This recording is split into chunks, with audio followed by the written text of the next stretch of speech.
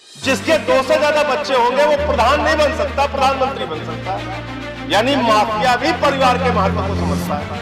पंजाब का चुनाव हार गए तो आप दिल्ली के मुख्यमंत्री की हत्या करवाने पे लग गए। जब 1975 में इस देश में इमरजेंसी लागू हुई तो उस वक्त की जनसंघ जो मौजूदा भारतीय जनता पार्टी बन गई है, उसने तो नसबंदी कानून का विरोध किया था।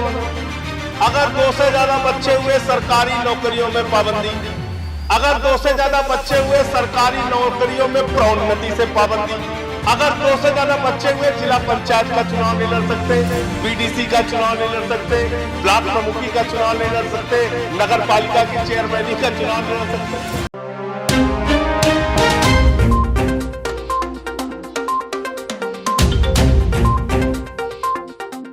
मान्यवर, हम लोगों ने बचपन से एक नारा पढ़ा, छोटा परिवार सुखी परिवार। परिवार छोटा हो, सुखी हो, सीमित हो, इसका कोई भी व्यक्ति विरोध नहीं कर सकता। बिल्कुल परिवार छोटा होना चाहिए। लेकिन जब अभी हमारे चर्चा में तोमर जी अभी जब बोल रहे थे तो उन्होंने कहा कुछ रूढ़िवादी लोग विरोध करते हैं। उनको शायद याद नहीं होगा मान्यवर, जब 1975 में इस देश में इमरजेंसी लागू हुई थी तो उस वक्त की जनसंघ जो मौजूदा भारतीय जनता पार्टी बन गई है, उसने तो नसबंदी कानून का विरोध किया था मान्यवर।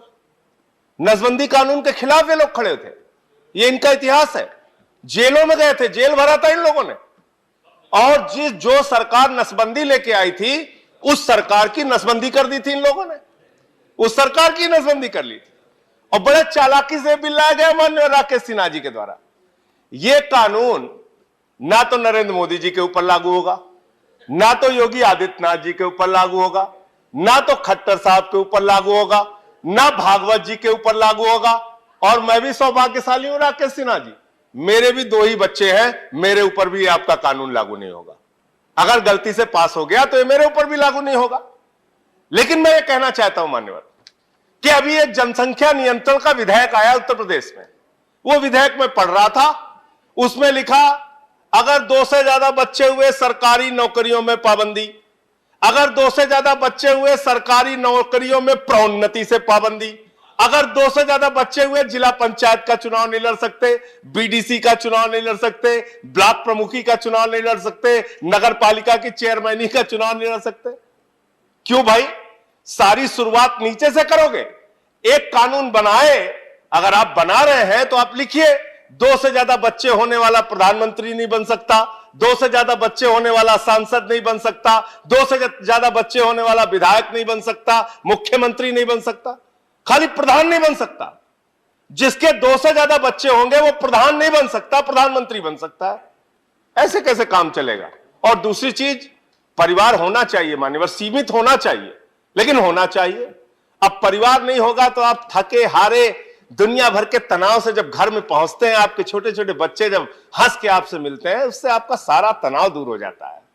जब परिवार होता है तो आपको चिंता होती है बच्चे की फीस की, आपको चिंता होती है नौजवान होने पर उसके रोजगार की, आपको चिंता होती है बहती हुई बढ़ती हुई महंगाई की, आपको चिंता होती है बेरोजगारी की, अशिक्षा की, स्वास्थ्य की व्यवस्था की। मानव इसलिए परिवार होना बहुत जरूरी है और परिवार का महत्व हम सबको समझने की आवश्यकता है मान्यवर।